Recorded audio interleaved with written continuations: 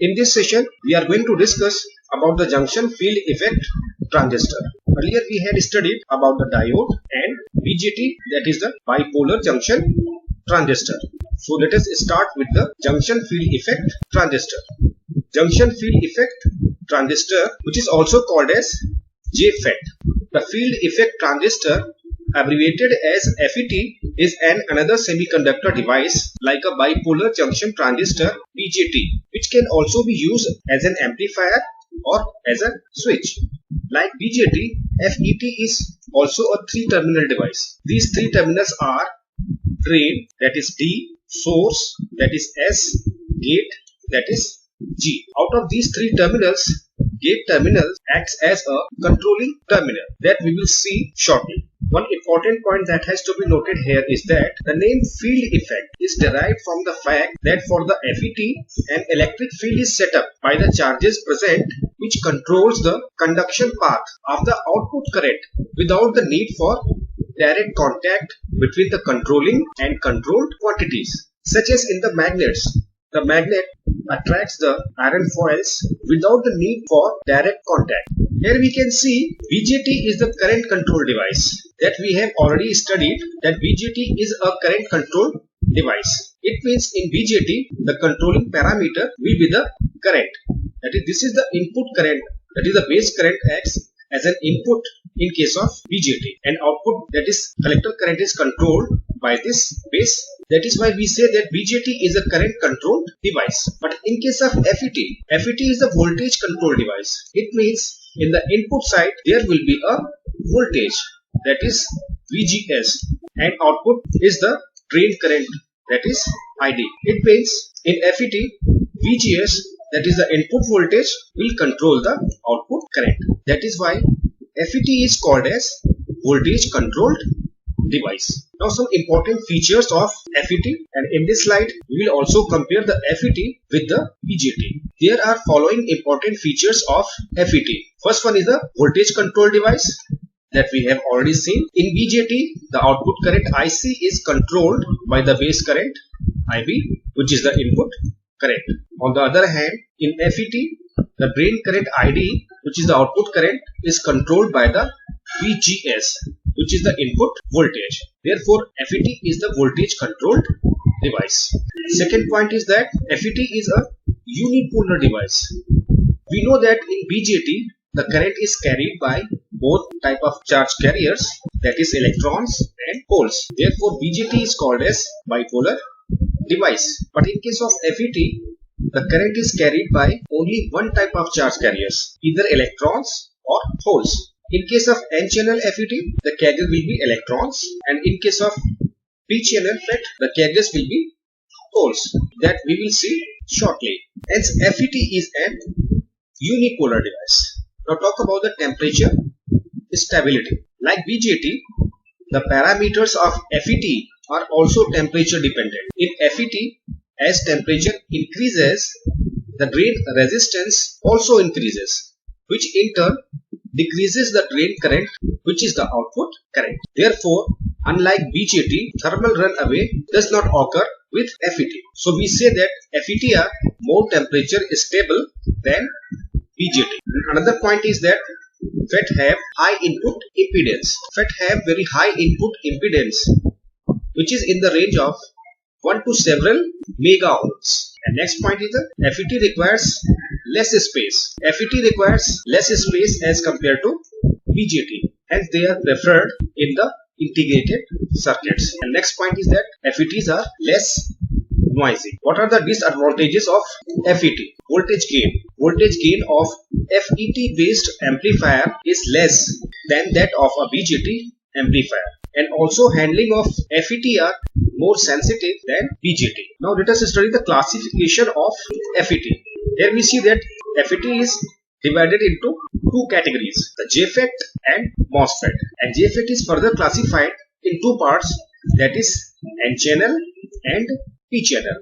And MOSFET is again classified in two parts, that is depletion type MOSFET, and second one is the enhancement type MOSFET. Now we will study about the N-channel JFET construction. So let us begin with the N-channel JFET construction. In N-channel JFET, a semiconductor bar of N-type material is taken. Means this whole bar is taken as N-type. Then heavily doped P regions are embedded on both sides of this N-type bar. Here we see in this N-type bar, two P-type regions are embedded. Therefore, we get two PN junctions. And if there are PN junction, so depletion layer will also come into the picture. So we get two PN junction and a small depletion region is also formed at each of the junction as shown in the figure. So this will be the depletion region. And the N-type material between two junction is known as channel. Here we see this is the channel, or we can say this is the path. Because path is of N-type, that is why it is called as N-channel. Means our channel is of N-type, so this device is called as N-channel. Ohmic contacts are made at the top and bottom of the channel. This is the ohmic contact at the top and this is the ohmic contact at the bottom. And these are referred to as drain terminal as well as source terminals respectively. Here we see that two P regions are connected together to form gate. Here we see that two P regions, they are internally connected with each other, and then this is connected to the gate terminal. So this is the gate terminal, and between gate and source, a voltage is applied such as VGS. And earlier we have studied that this will be the controlling input voltage, that is the VGS, which controls the flow of majority carriers, that is the drain current ID. So input will be the VGS and output will be the drain current. In case of N channel, the drain current is due to the electrons, and in case of P channel, the current ID will be due to the holes. The flow of majority carrier is always from the source terminal to the drain terminal inside the device. Now come to the P channel FET construction. In P channel JFET, a semiconductor bar of P-type material is taken. Earlier we have chosen N-type, but here we see the total bar will be of P-type.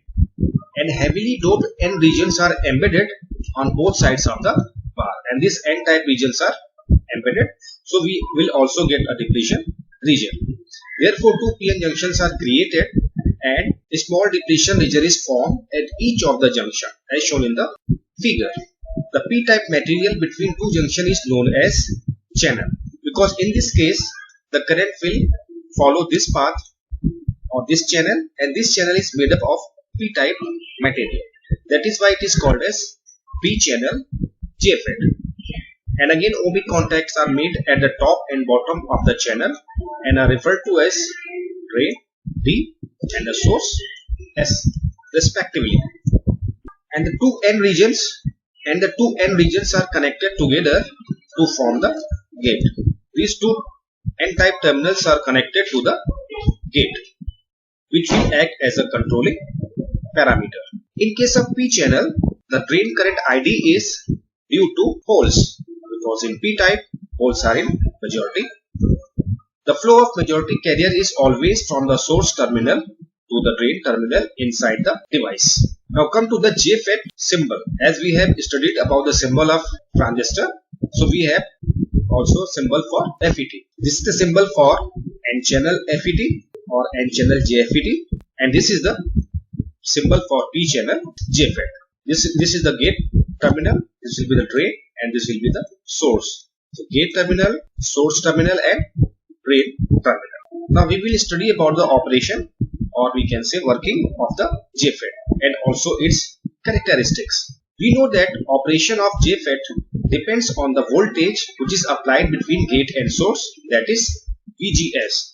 First we have to apply some voltage VGS, then current start to flow. The operation of JFET can be explained in following two steps. First one will be the VGS equals to 0 volt and some positive VDS will be applied. VDS means between this and this a voltage will be applied, and second will be the case VGS is less than 0. Here one very important point is to be noted here is that input impedance of JFET is very high. It means this device is made such that no current can flow through this terminal into the device. That is, Ig should always be equal to 0, and this is a very important feature of the FET. There cannot be any current flowing inside the device through this gate terminal G, that is Ig is equal to 0. So to make Ig equal to 0 all the time, there should have been the reverse biasing. We cannot apply any forward biasing in this junction, because if we will apply some positive, because if we apply some forward biasing, then current will start to flow. So this junction can never be made forward biased. These 2 points should be taken care of. So let us begin with the operation to understand the operation of JFET with the condition that VGS is equal to 0 volt and some positive VDS is applied. Means between drain and source some positive voltage is applied. With gate and source, these are short circuited. Short circuit means voltage between these two are 0. Here gate and source terminals are shorted so that VGS equal to 0 is applied between gate and source. And now if some positive VDS is applied, then what will happen? Then electrons start moving from source terminal to drain terminal, because channel is n-type. This channel is n-type, means there are plenty of electrons available, and this supply is plus over here. So electron will be attracted in this direction from the source to drain. That is, in n-type JFET, in n-channel JFET, the charge carriers, that is electrons, will flow from source to drain, and we know that direction of current is opposite to the direction of the electron. So current will be flowing, drain current will be flowing from drain to source, and from the figure it is also clear that ID will be equal to IS. It means the current entering into the drain terminal ID will be equal to the current which is coming out of the source terminal. Both will be equal. So we can say ID and IS will be equal. That is why at drain terminal current is given as ID, and here also same current ID is flowing. Now if VDS is further increased, we have seen here that some positive voltage is applied, electrons will start to flow and we are getting the correct ID. But now if VDS is further increased, then more number of electrons are drawn towards the drain terminals. As the result, the drain current ID starts increasing. It means if VDS is increased, then drain current ID is also increased. We have seen that if VDS is increased, then drain current ID is also increased. Does it mean if VDS keeps on increasing, then drain current ID will also keeps on increasing? And definitely, but answer is no. We'll see why this is happening. As the VDS approaches a level, if we keep on increasing the VDS in positive direction, then at some time this VDS approaches a level referred to as VP, which is also called as pinch off voltage. The drain current ID becomes constant. It is better illustrated in this figure. Here we see that as the VDS approaches a level referred to as VP, that is called as pinch off voltage, the drain current ID becomes constant. Let us explore this figure. Here we see that this VDS is increased, so current is increasing. It is increased, current keeps on increasing.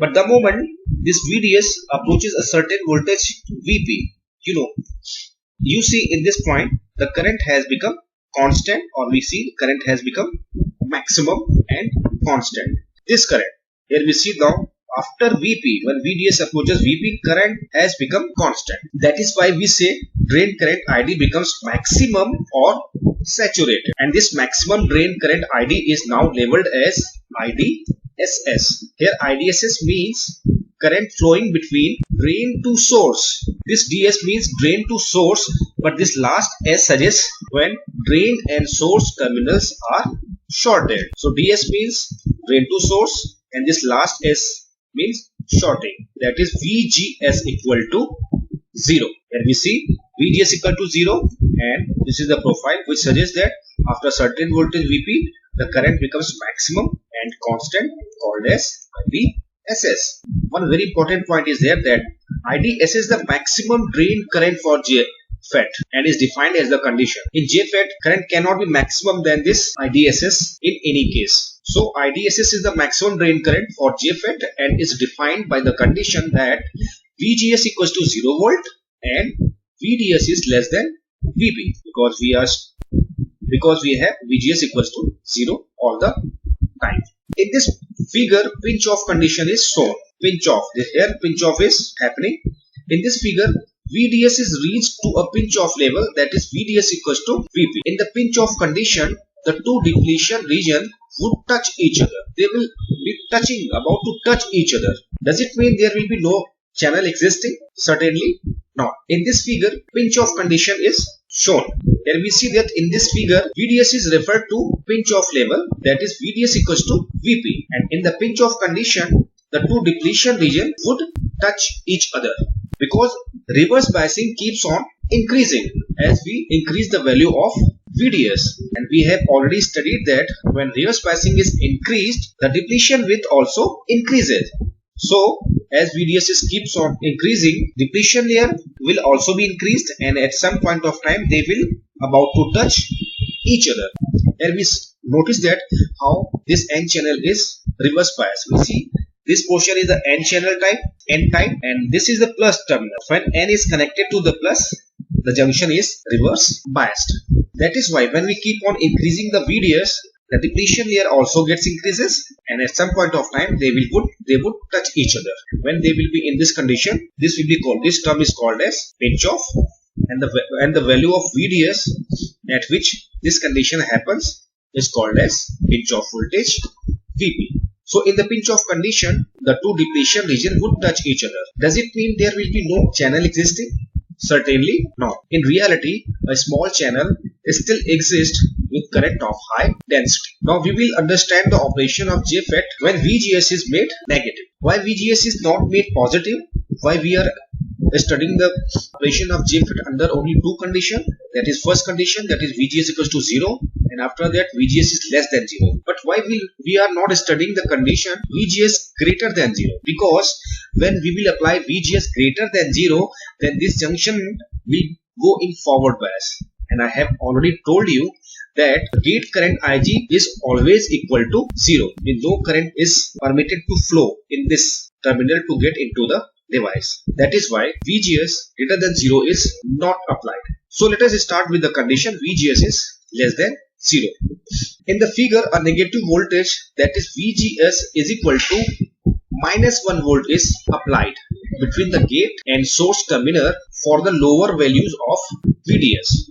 Here let us assume that for pinch off the magnitude of 4 volt is required, and earlier VDS was 0 voltage and VDS, and we were reverse biasing this PN junction by the voltage 4 volt, which was supplied by the VDS. Because VGS was 0, it means if PN junction is reverse biased by the 4 volt, this pinch off condition will occur. So in this case VGS is less than 0, -1 volt is already applied. Here we see that VGS equals to -4 volt is already applied. This battery is not applied. It means PN junction is already reverse biased by the -1 volt. So now how much VDS is required to make this pinch off condition to occur? Because we know that total of -4 volt is required to make this junction to reach in the pinch off condition, but -1 is already applied. It means only -3 volt has to be given. The moment VDS reaches to -3 volt and pinch off condition will occur. So we see here that the effect of applied negative voltage VGS -1 is to establish the depletion regions similar to those obtained with VGS equal to 0, but at lower value of VDS. Means now at -3 volt pinch off condition will occur. Therefore, the result of applying the negative voltage to the gate is to reach the saturation level at a lower value of VDS. Now suppose we are applying VGS is equal to -2 volt. So total of -4 volt is required, and -2 volt is already applied through gate and source. We required VDS to be only -2 volt. It means the moment VDS reaches 2 volt of magnitude, it is reverse biasing the N side with 2 volt, and pinch off condition will occur. This will be more clear in this figure. Here we see that this is the condition for VGS equal to 0. So we see that result of applying the negative voltage to the gate is to reach the saturation level at lower value of VDS. Here we see that when VGS was 0, pinch off occurs at this voltage. But when some negative voltage at gate source terminal is applied, suppose -1 is applied, so here we see the pinch off occurs at lower value of VDS. And when we keep on decreasing the gate to source voltage come to -2, it again VDS is again decreased, so pinch off voltage is again keeps on decreasing, and -3 volt it is again lower. And if we apply -4 volt, total -4 volt at the gate terminal, so without applying any VDS, saturation condition is achieved. It means channel is total pinch off condition is achieved. This VGS with VGS is equal to this -4 volt. So we see that the result of applying the negative voltage to the gate is to reach the saturation level at lower value of VDS, as shown in the figure for VGS equal to -1 volt. The resulting saturation level for ID is reduced.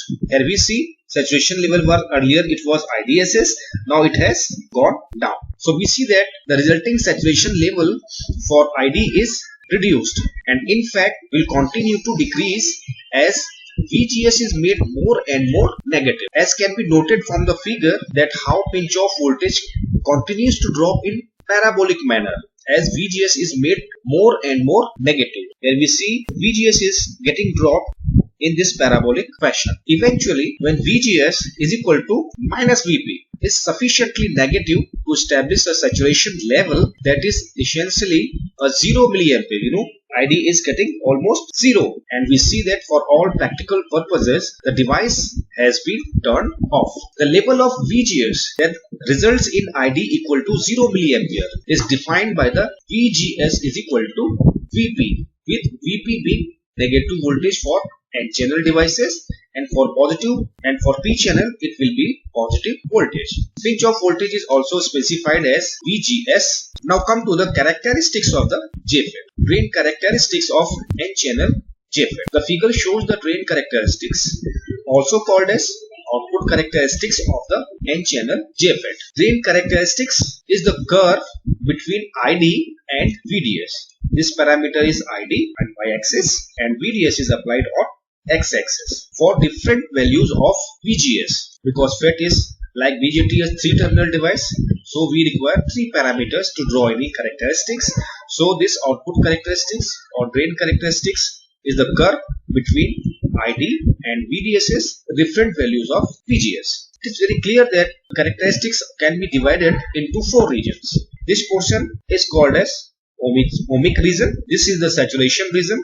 This is the breakdown region, and this is the cutoff region. Now let us begin with the ohmic region. It is the region to the left of the pinch off locus. This was the pinch off locus, and so this is the ohmic region. In this region, as VGS is made more negative, the slope of each curve becomes more horizontal. Here we see we increasing the VGS and the slope becomes more and more horizontal. This means the resistance level is increasing. The drain resistance RD at a particular level of VGS is given by RD is equal to R0 upon 1 minus VGS upon VP whole square, where R0 is the drain resistance at VGS is equal to 0 volt. Now come to the saturation region. It is the region to the right of the pinch off locus and is referred to as a constant region or pinch off region. So this region is called as saturation region. The JFET is employed as an amplifier in this region. Drain current ID is independent of drain source voltage VDS and depends on gate source voltage VGS. In this condition, we see that after pinch off, the current is constant. It means in this region, whatever value of VDS is there, current will remain same. It means effect of VDS is not there in the ID or drain current. That is why we see that drain current ID is independent of drain source voltage VDS and depends on gate source voltage VGS. Increasing the VGS in negative direction, so ID will keeps on decreasing. But it is very clear that this current ID does not depend on the voltage VDS. For increased value of VGS in the negative side, the value of drain current ID reduces. This is very clear from the characteristics. Drain current ID is independent of drain source voltage VDS and depends on gate source voltage VGS. For increased values of VGS negative, the value of drain current ID reduces, as we have already seen. These currents are related by the Shockley's equation. So their relation is given by ID is equal to IDSS 1 minus VGS upon VP whole square, where VP is equal to pinch off voltage, IDSS is the maximum drain source saturation current, when VGS equals to 0 volt. Now come to the breakdown region. When drain source voltage VDS is increased beyond a certain limit, suppose in this region, the breakdown of the depletion region occurs due to avalanche effect and drain current increases rapidly in this region. Now we will study about the transfer characteristics of the N-channel JFET. The transfer characteristics is the plot between input and output. It means it will be the curve between VGS and ID. And we know that in FET, the input is VGS, is the input voltage, is the VGS, and control current, the output current is ID. So when we plot the graph between VGS and ID, it will be called as transfer characteristics. This transfer characteristics can be plotted by two methods. We can use Shockley's equation to draw this, or we can directly use the drain characteristics to draw this graph. Here we see this is the drain characteristics, and with the help of this we can draw the transfer characteristics. Here we see if we increase this point, we will be getting IDSS and VDS is equal to 0. Here VDS is equal to 0, so we see that this point VDS will be equal to 0. And extend this point, this will be the for minus 1. What which current is there? It is plotted here, and for minus 2 current is here, for minus 3, and for minus VP the current is 0. So this VP current has become 0, and for VGS equals to 0, current is maximum. So in this way we can draw the transfer characteristics. So we are getting the graph between the input voltage and output current ID. The graph shows the non-linear relation between VGS and ID as represented by the Shockley's equation, which is ID is equal to IDSS 1 minus VGS upon VP whole square, where IDSS and VP are constant. Now let us solve some numericals on the Shockley's equation. For a JFET, it is given that IDSS is equal to 6 milliampere and VP is equal to minus 2.5 volt. Then we have to find the value of drain current ID. For the condition, VGS is equal to 0 volt, VGS is equal to minus 1 volt, and VGS is equal to minus 2.5 volt. So we are having a Shockley's equation to solve the numericals, that is ID is equal to IDSS 1 minus VGS upon VP whole square. So we have to put all those values in this equation. So IDSS is given as 6 milliampere, VGS is given as 0 for the first condition, and VP is minus 2.5. So putting these value in this equation, we get ID is equal to 6 milliampere 1 minus 0 upon minus 2.5. But this term will become 0.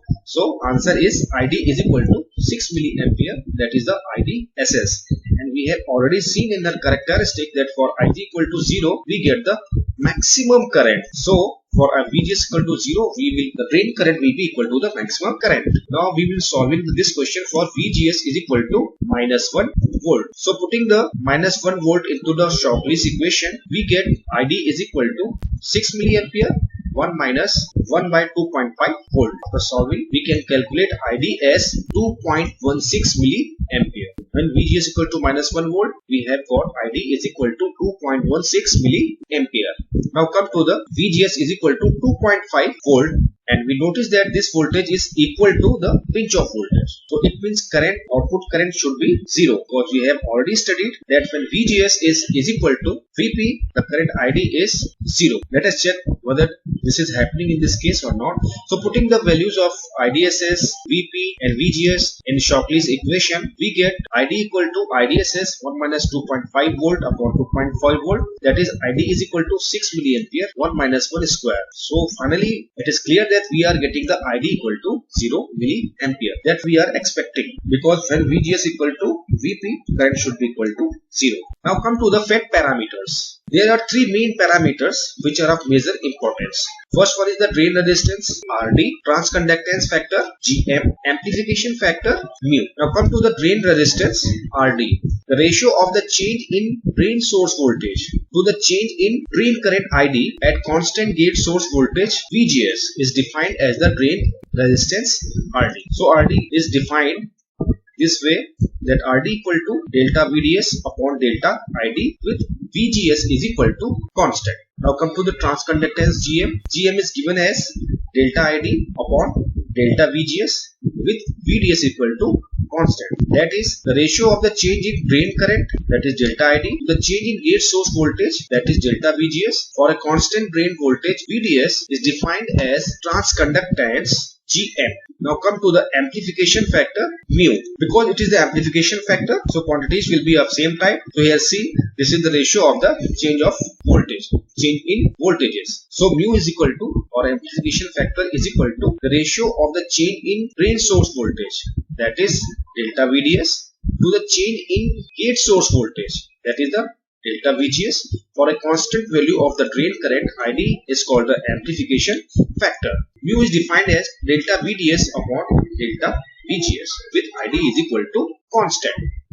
Now let us derive the relationship between mu, Gm and Rd.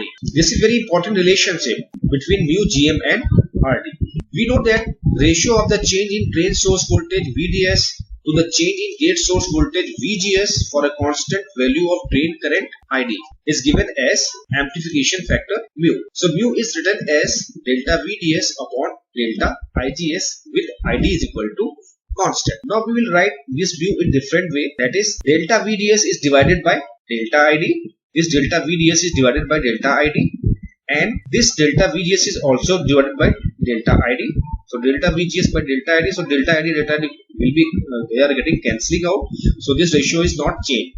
But now these two factors we have already defined that this is known as Gm and this is known as Rd. So we have got very important relationship between mu, Gm and Rd is that mu is equal to Gm into Rd. Now we have to study FET biasing. As we have studied in case of BJT, we have studied three types of biasing. So in this case we are having two types of biasing.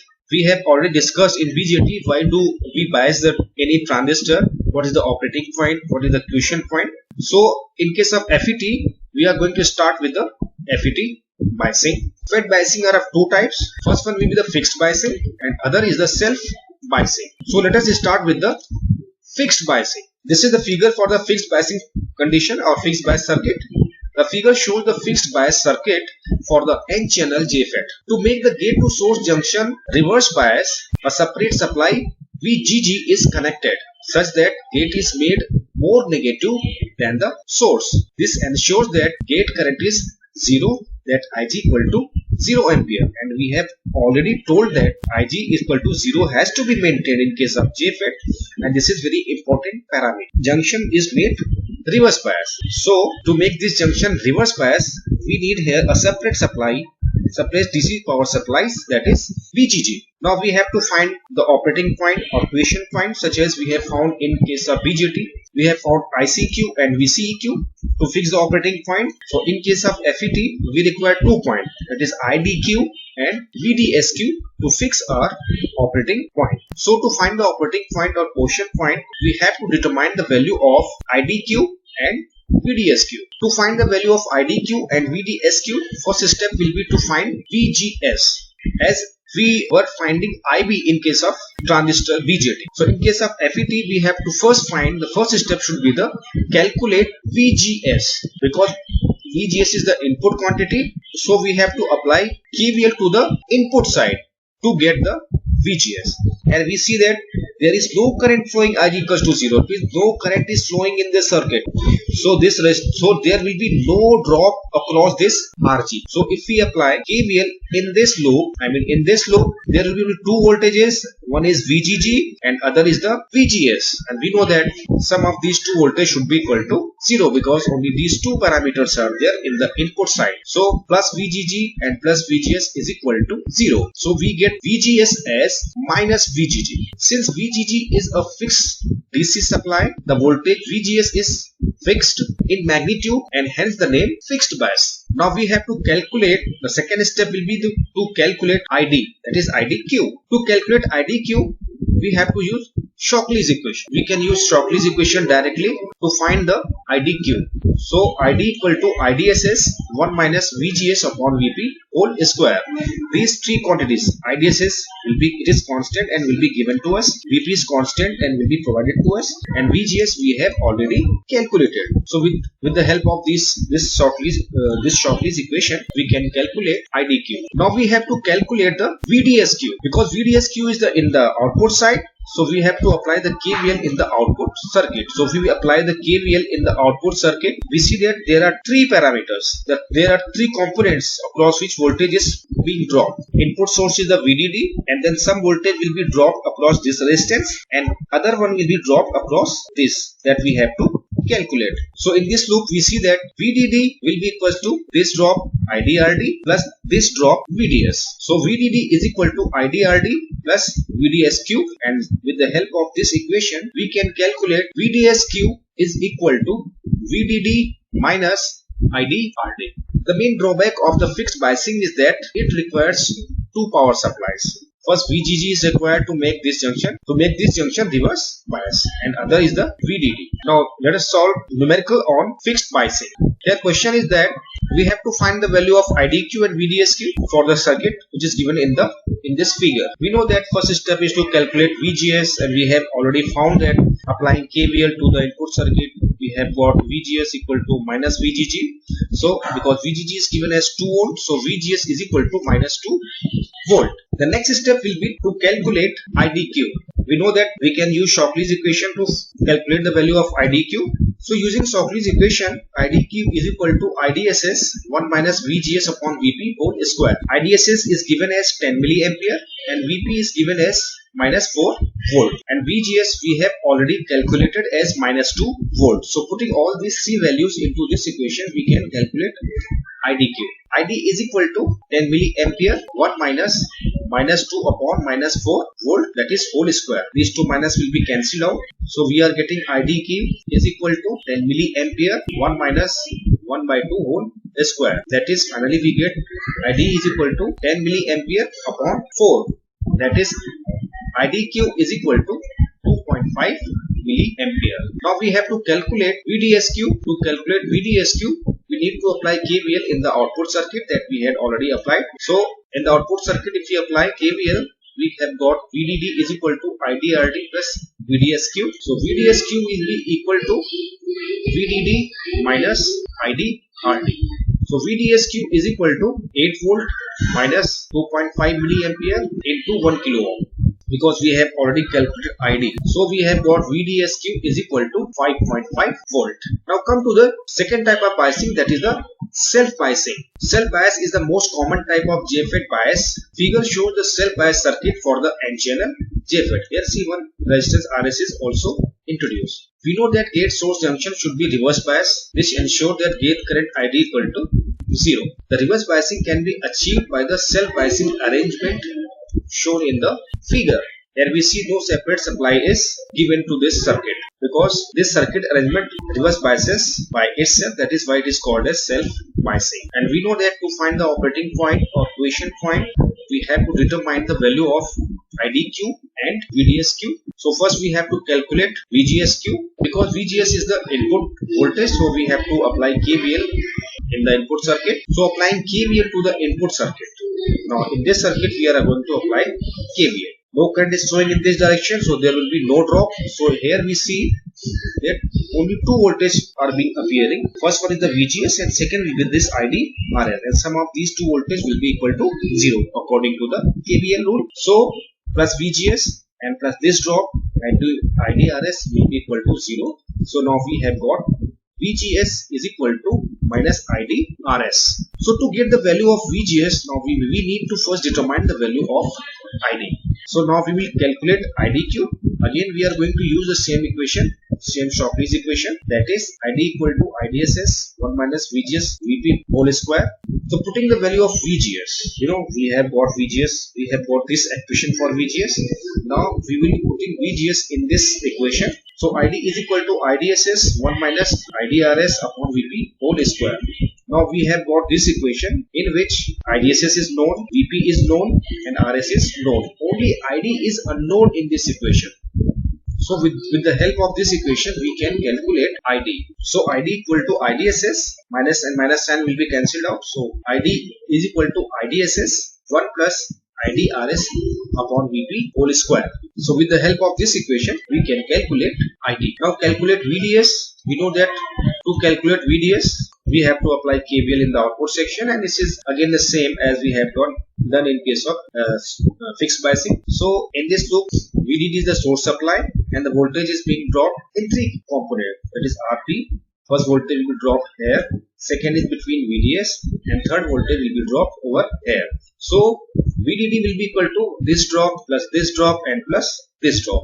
So VDD equal to IDRD plus VDS and plus IDRS. With the help of this equation, we can calculate VDS is equal to VDD minus IDRD minus IDRS. Now we will be solving a numerical on self biasing. In this question, we have to calculate IDQ and VDSQ. All quantities are given. VDD is given as 12 volt, resistance is 2.2 kilo ohm, RG is given as 1 mega ohm, RS is given as 1 kilo ohm, IDSS is given as 8 milliampere, VP is given as minus 4 volt. These quantities are given in the numerical, and we have to calculate same IDQ and VDSQ. And we know that to solve for the equation for self bias, first we have to calculate VGS. So applying KVL in the input circuit, there are only two voltages in the input, VGS and IDRS. So these two voltages, sum of these two voltages is equal to 0. We have got VGS is equal to minus ID into RS. But here, because ID is unknown, so we cannot calculate VGS. First, we have to calculate IDQ with the help of Shockley's equation. Putting the value of VGS minus IDRS into this equation, we have got this equation. Now, using this equation, putting the value of IDSS, putting the value of VP and RS, we will be having an equation in ID, and then we can solve this equation. So, putting all those values into this equation, we have got ID is equal to 8 milliampere, because IDSS is given as 8 milliampere, 1 plus ID is unknown, RS is given as 1 kilo ohm, and VP is given as minus 4 volt. So we have put minus 4 over here. This plus and this minus will make the total sign as minus. So we have got ID is equal to 8 into 10 to the power minus 3 milliampere is converted into ampere. 1 minus ID into 1 kilo ohm is 1000 ohm upon 4. 1000 upon 4 will become 250. So we have got ID is equal to 8 into 10 to the power minus 3, 1 minus 250 ID whole square. Now we have to expand this expression, that is, we can use formula A minus B whole square. That will be equal to A square plus B square and minus 2AB. So after expanding this expression, we have arrived ID is equal to 8 into 10 to the power minus 3, 1 plus 62,500 ID square minus 500 ID. Now multiply this expression by 8 into 10 power minus I3. We have got ID is equal to 8 into 10 to the power minus 3 plus 500 ID square minus 4 ID. Minus 4 ID and this ID, to take this ID in this direction. So we will be getting 500 ID square minus 5 ID plus 8 into 10 to the power minus 3 equal to 0. Now we have got this quadratic equation in ID. We can solve this equation. So we'll be getting the two types of value of ID, that is ID equal to 8 milliampere and 2 milliampere. But we know that IDSS is given as 8 milliampere, and because we are calculating the operating point condition, that will be somewhere in the middle region. So it cannot be the maximum value of IDSS. So this 8 milliampere value of ID will be discarded. So we will be taking ID as 2 milliampere.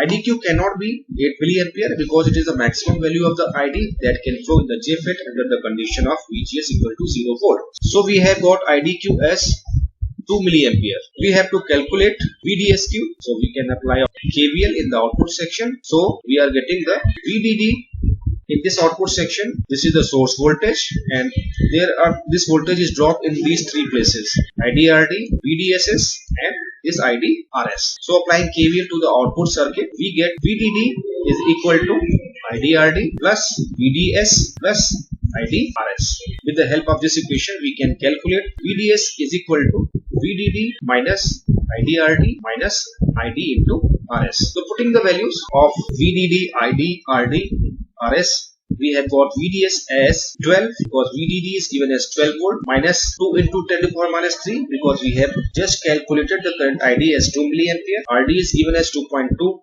kilo ohm, that is 2.2 into 10 to the power 3 ohm.